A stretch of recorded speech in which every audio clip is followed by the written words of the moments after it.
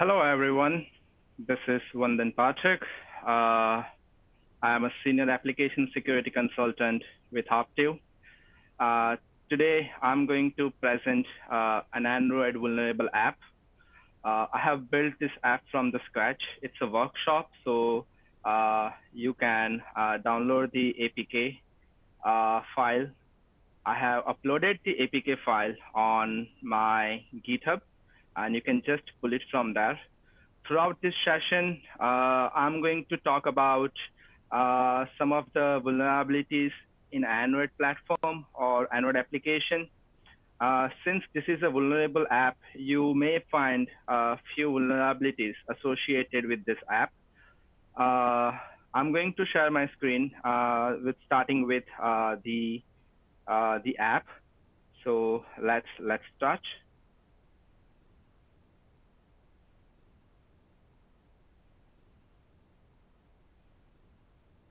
So here is my GitHub where I have uploaded the APK file, which is let's begin -v2.apk. You can grab this APK.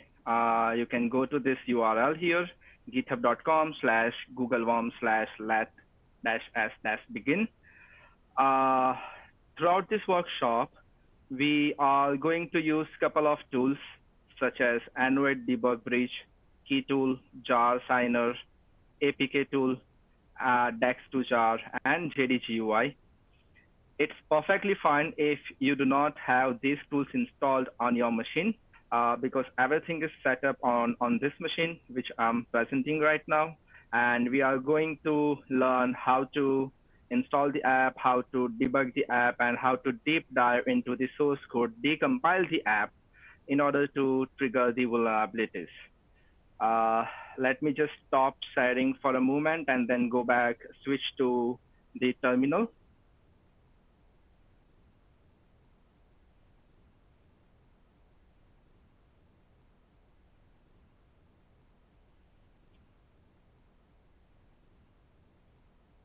So that's the terminal. My app is here. I have already downloaded the app on my local machine. Let's begin -v2.apk. I have already installed this APK and it is successful install.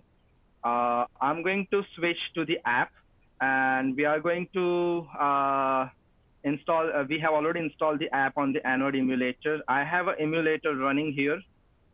You can see my terminal as there is an emulator running. So let's switch to emulator.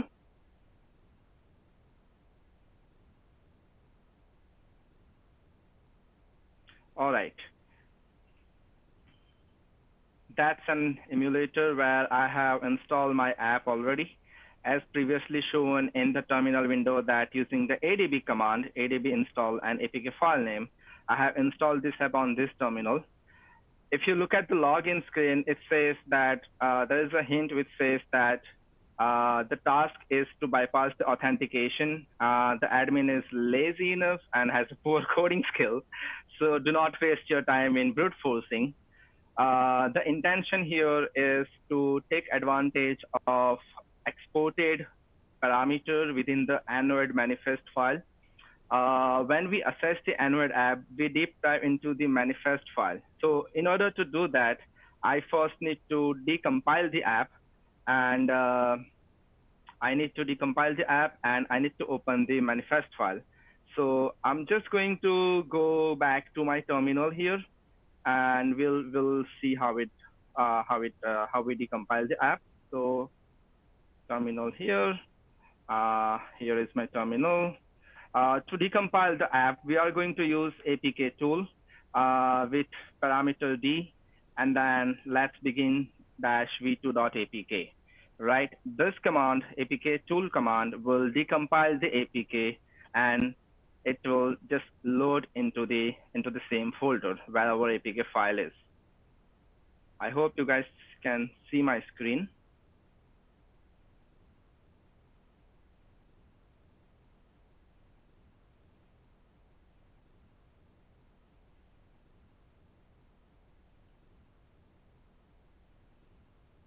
So here is the APK tool that I use with just the parameter and the APK file.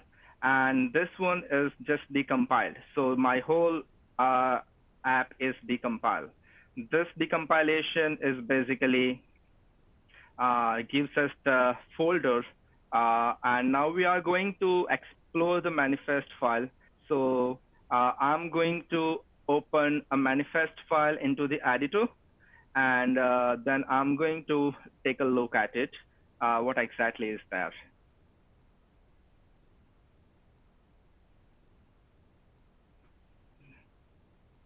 So the APK tool is really handy tool, which you can use to just decompile or recompile the APK. Uh, Here is I have my manifest file open. I'm just switch to the editor window, and we will go through the manifest file.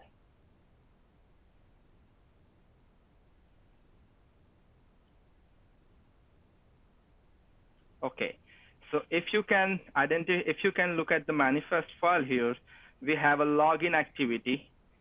We have a user registration activity. We have a second activity and a main activity. It's clear from the manifest file that this app has a couple of permissions here. I'm using Bluetooth, internet, Wi-Fi state, and everything. If you look at closely, the activity, login activity has a parameter which says exported set to true. But the activity, like a second activity or main activity, doesn't have that parameter, and it's started with Android colon label. So Android colon exported set to true. What does that mean? The exported parameter is basically used to, if let's say there is an app, an integrated activity that require to receive messages or require to communicate with the third-party application, then developer use this parameter to set to true, uh, which basically allow us to take advantage of this parameter to just bypass the activity and then go to the main activity, right? Uh, Over here, we are going to take advantage of this, how you can bypass the login activity because you do not have credentials. How you can bypass the login activity, we are going to take a look at that. So I'm just going to share my screen and get back to terminal.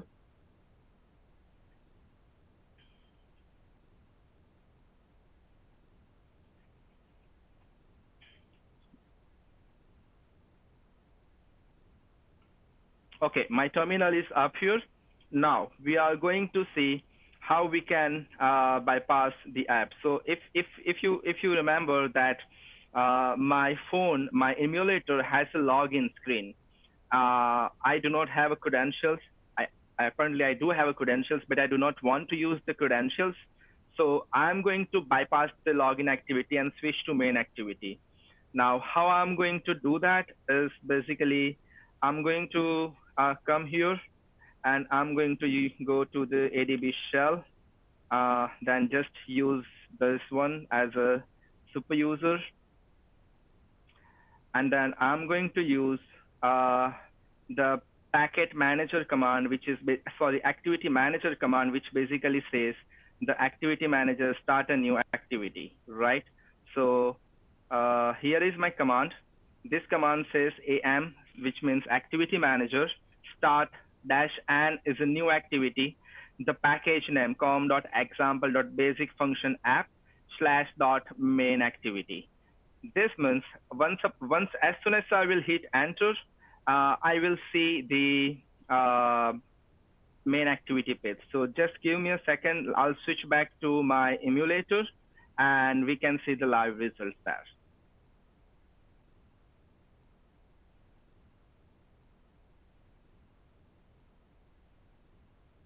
So here is my emulator, and now I'm just going to hit enter on terminal, and that basically brings up the main activity, right? This is a main activity.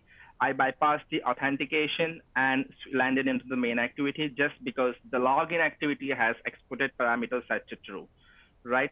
Over here, this is just a basic terminal which I have built up, so you can run simple ls command, or you can run whoami command or any other command, right? Just an Android low level command, right?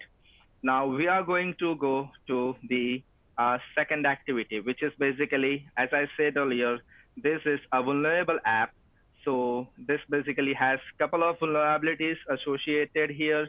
If you can take a look at loading a secret file, SQL injection, HTML injection, and XSS.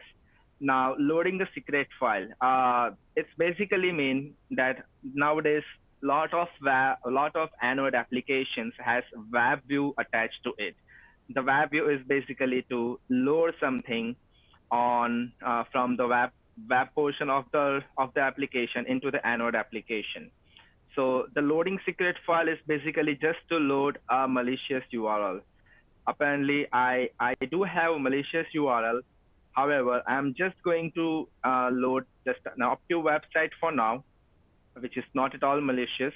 And you can just see once I hit run, the Optiv site's loaded here on my end. So this is a web view. Now the challenge here is to abusing the web view in order to load malicious content, adverse, or something like that, which basically download the data into the directory. So the challenge here is to load the malicious URL and then make sure that those URLs or those malicious things are on the device, right? So this is just a simple level. My intention here was just to show you that this is how the web view loads the file, right? Now we are going to SQL injection. Now here, SQL injection is something like I have a database in the backend for the application. The database has a couple of data fields, just like name or team or joining year, something like that. But I don't know what database has. So over here, basically, if I just type anything and say SQL test, it just tells me that user blah blah blah not found. What that means is that is a user field which is not that is a user field in the database. All we need to do is just to understand or just to see if there is any valid user. So I'm going to try admin, not found. I'm going to try something like test, not found. But I do know that whenever I try a username, it just says not found. So the text box that accepting this value and the button is something like vulnerable to SQL injection, where you can use a SQL injection payload to extract the data from the database. Now, since I don't know the valid username, I will have to use any random string. So for me, I'm just going to use test and then hit colon space capital OR space colon 1 single quote 1 single quote equals to single quote 1, not a colon, apologies. And then if I run, this is a simple SQL injection payload. If I run this payload and then run, I can see that now the whole database is on my screen. There is a label underneath of this button, which basically is printing the database. Now I know that there are 4 different users, their team, and the joining year. This is just a sample SQL injection, SQLite database, right? So this is how when we test Android application, when we see something which is reverting back to the user, we do check for such payloads which basically extract the database within the application container. Now the next one is HTML injection.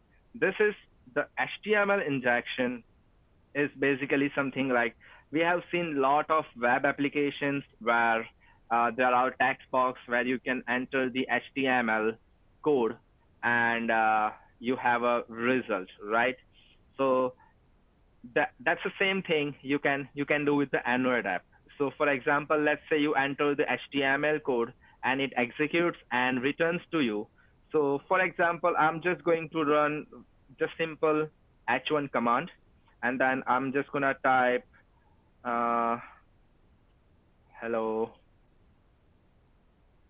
all and just say h1 end. This basically, we have seen a lot of websites who allow us to run this. As soon as I hit HTML injection test, I can see that uh, the hello all is there on the label with something like with a h1 tag executed.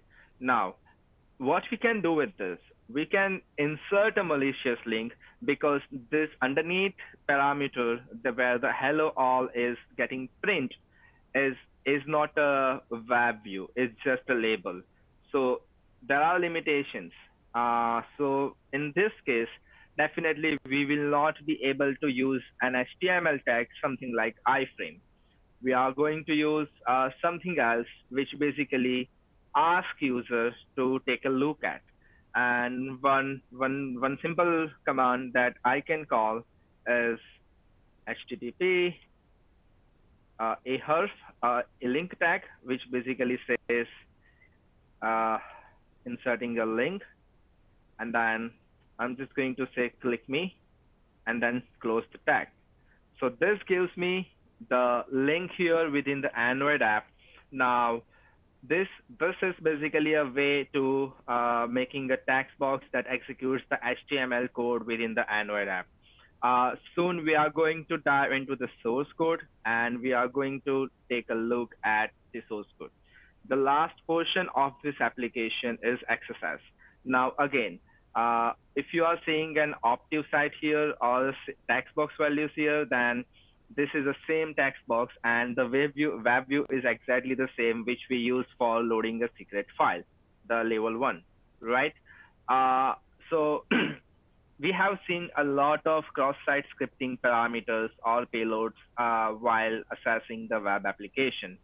But what we are going to do is we are going to use one of those parameters and to see if we can trigger XSS.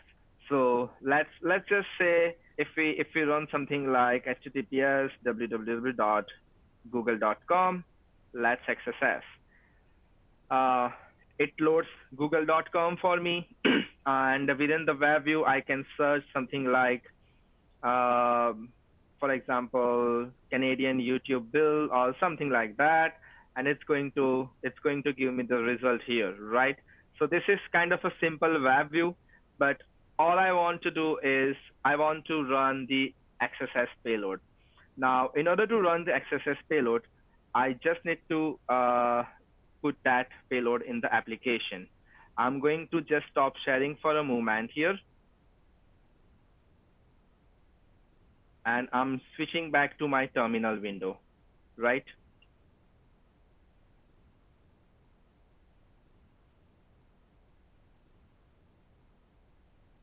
So over here, as we have already bypassed the authentication, now all we need to do is we need to make sure that our app is running perfectly fine.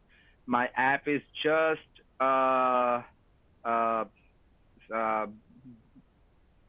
closed automatically.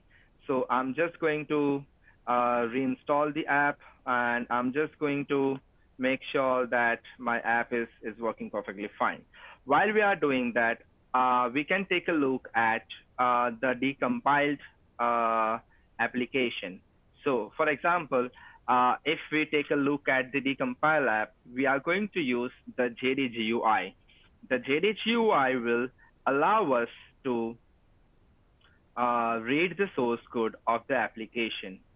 Let me open JDGUI here, and then I can load the app into the JDGUI. But before we load the app into JDGUI, we need to convert the app, like we need to convert this APK file into the DAX file.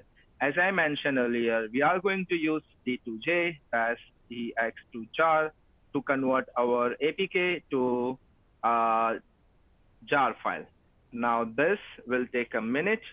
I will going to open the JDGUI, and we are going to take a look at the jar file.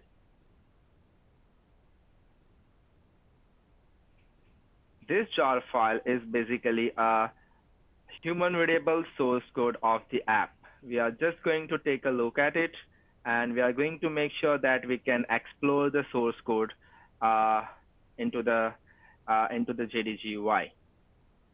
I'm opening the JDGUI here, and I have opened the JDGUI. Now I just need to share my screen so that we can see the JDG UI loading the source code. I'm just going to stop sharing here for a moment, and I'm going to start sharing my JDG UI.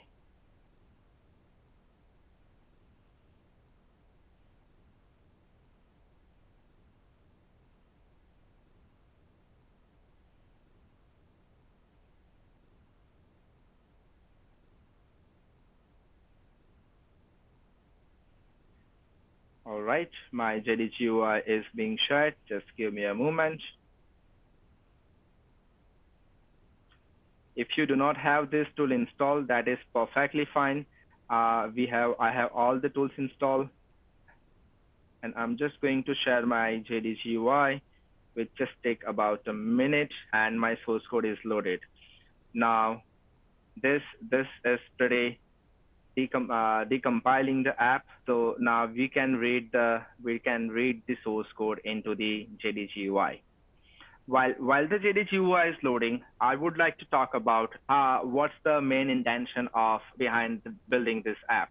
So this app has few vulnerabilities associated with it, and you can take advantage of those vulnerabilities. The one of the important thing is that I would like to inform to my audience is that there is a registration button on the home page. Now, if you remember the app, there is a login button. When we load the app, there was only one login button. There was not a registration button. But the app does have a registration facility, and we are going to just take a look at it. So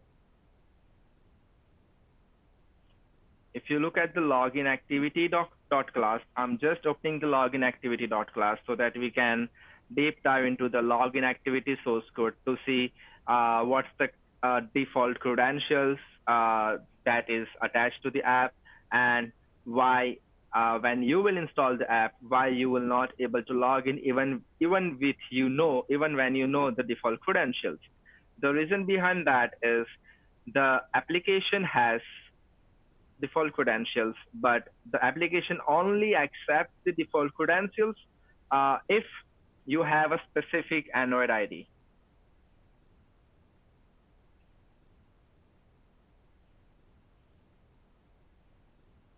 I'm just trying to load the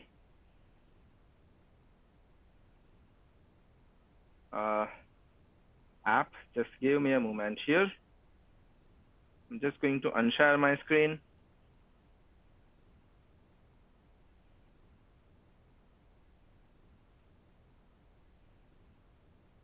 And I'm going to make sure that I can load the app in the JDG UI.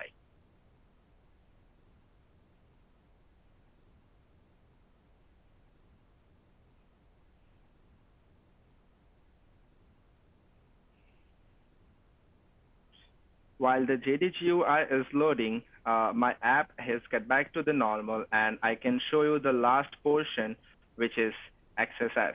So when you open the app, you can see that there is an XSS label. What I'm going to do is I'm just going to remove this and enter the XSS payload, which is basically allowing me to take advantage of cross-site scripting within the Android application.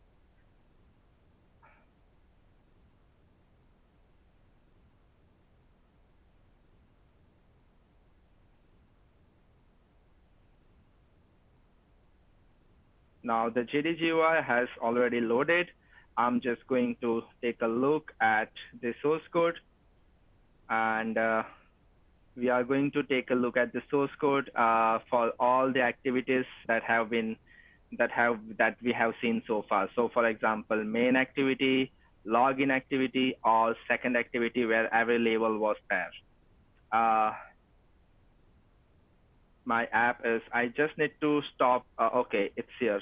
Now, if you'll take a look at my screen, I'm just going to use a simple XSS payload.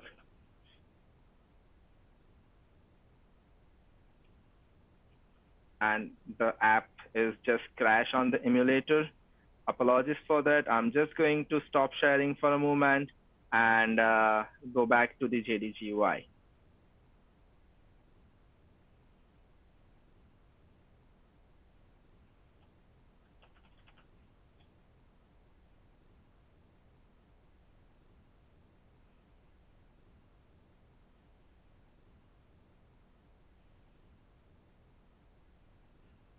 While the JDG UI is loading, I'm just rebooting my app on my Android emulator just to make sure we can just take a look at that last portion of the app, and then after I will show you the how to enable the registration button. So initially we decompile the app. Now when we decompile the app, what we see is we see this folder with I'm just going to share my Finder.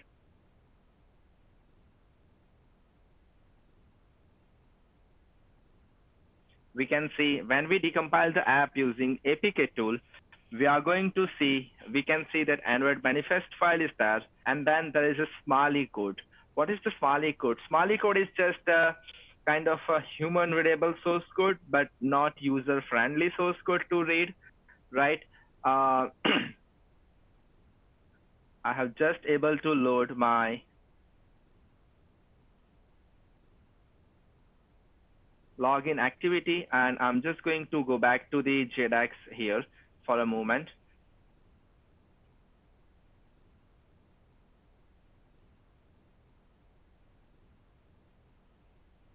All right, that's my login class. That's my login activity code. If you look at the here, the login now has edit text button, and the string that require is Android ID. Now, if you look at the following if condition, it says the username.text.string is lazy admin, and the password should be lazy pass. So if you can enter these credentials, you can only log in if your Android ID is one of these IDs that I have mentioned in the condition, right? Why I did that is because I want people to understand this exporter equal to true functionality rather than just typing the lazy admin and lazy pass. These are the Android IDs that belongs to my emulators that I have used during the testing. And once you have those, otherwise your login will be failed.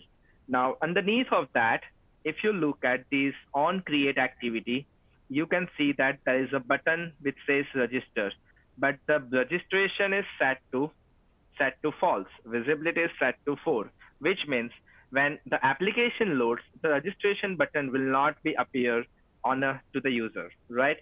So now what we need to do is we just need to change the code, which is a Smalley code, and we are going to take a look at the Smalley code for the login activity, and we are going to see if we can make any changes, then recompile the app just to make sure if we can load that register button into our app. So I'm just going to open my source code. Here is my Smalley code is open. I'm just going to switch back to my Smalley code here.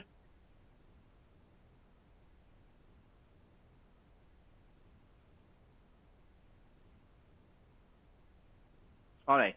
So this is the Smalley code for the whole app.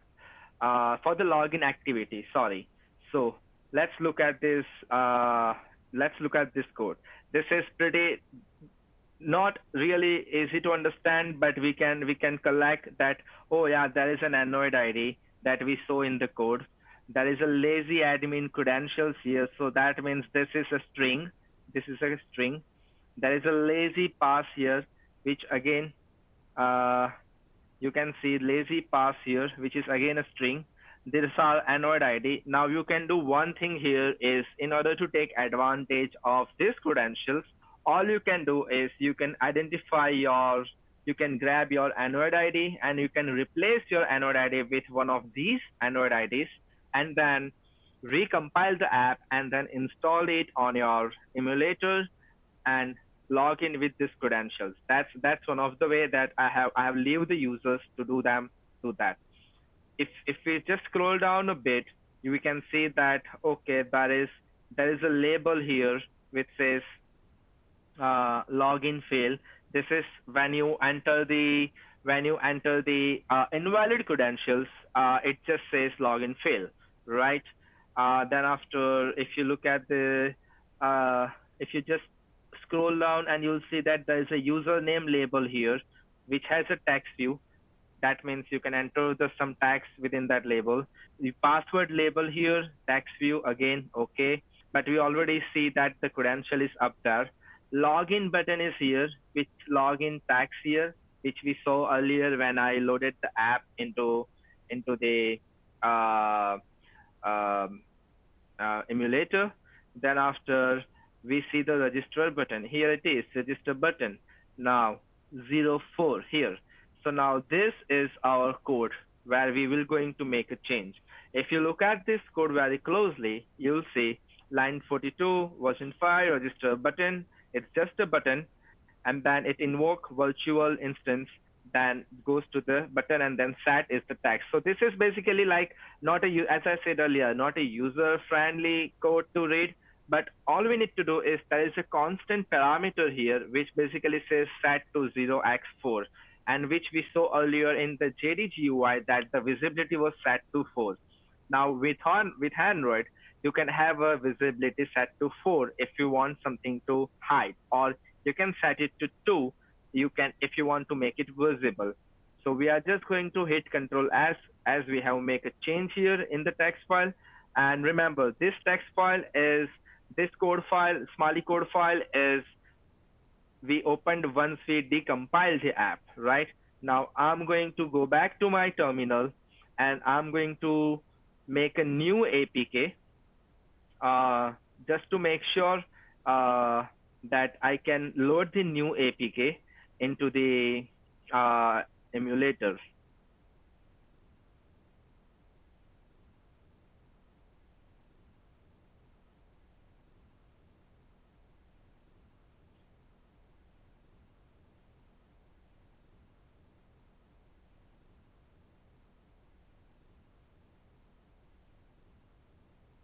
All right.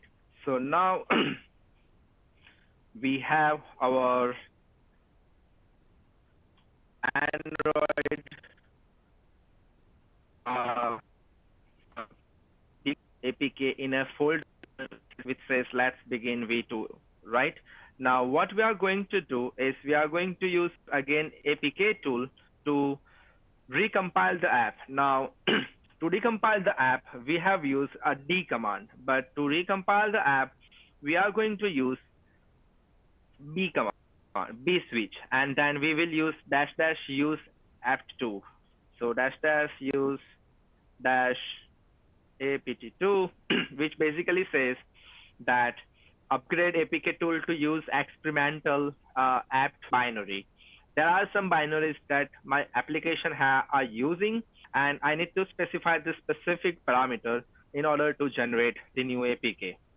And then we are going to use dash O, which is the output file, and we are going to put that as dash one.apk. So remember, let's begin v2 is a folder.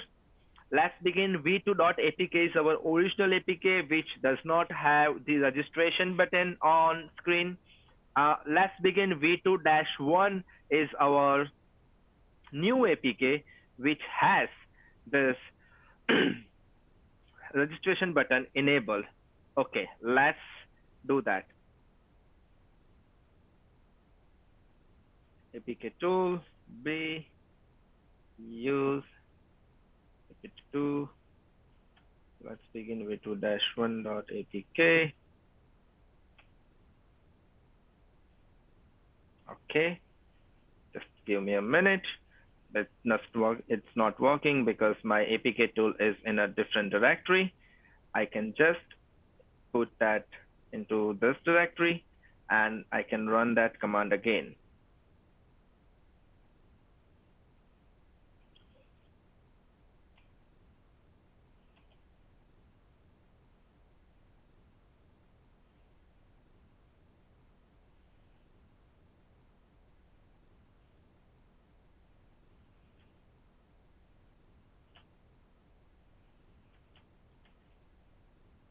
-1.apk.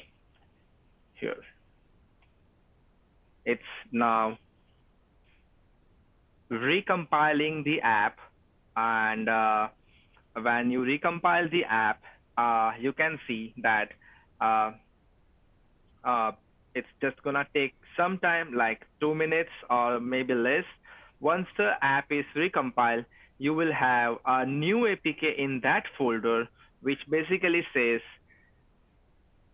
let's begin v2-1.apk. So now we are just going to use ls.la command, and here is our -1 APK that I just created. Okay, cool. Now, if we are going to install this APK, let's just first remove that existing app from the emulator. So adb shell pm list packages grab uh, example adb uninstall com.basic function app, and then just hit here, and our app is uninstalled successfully. This is the original application that I installed. It's uninstalled now. Now let's install the APK version 1. So adb install, let's begin -1 .apk. Remember, this is a recompiled APK which I'm going to install, and I'm pretty sure I'm going to get error. Exactly. It says fail to install because install pass fail no certificate. Once you create a new APK, you need to self-sign this APK in order to install it. As I mentioned earlier, we are going to use jar signer just to make sure we can, sign our APK, and we can install this signed APK into the emulator. How we are going to do that? So here is the command jar signer. I'm going to use jar signer -verbose just to make sure I can print every messages. Then sign algorithm is SHA1 with RSA. Digest algorithm SHA1. Key store is pointing towards my key store. Now I'm just gonna give the file -1.apk, and I'm going to point out my key store alias name. Now if I'm going to hit enter, my APK is going to self-sign. I just need to enter my password and self-sign. Now this is going to the APK is self-sign. Now my APK is ready to install, right? So yeah, you have my certificate information here and everything. Now let's install the new APK, which is like, let's begin -v1.apk. Now if I'm going to install, it says successfully install, right? So my APK is successfully installed. Now I'm just going to open that application on my emulator just to make sure that I have the new application installed with the registration button visible. Let me just switch to emulator.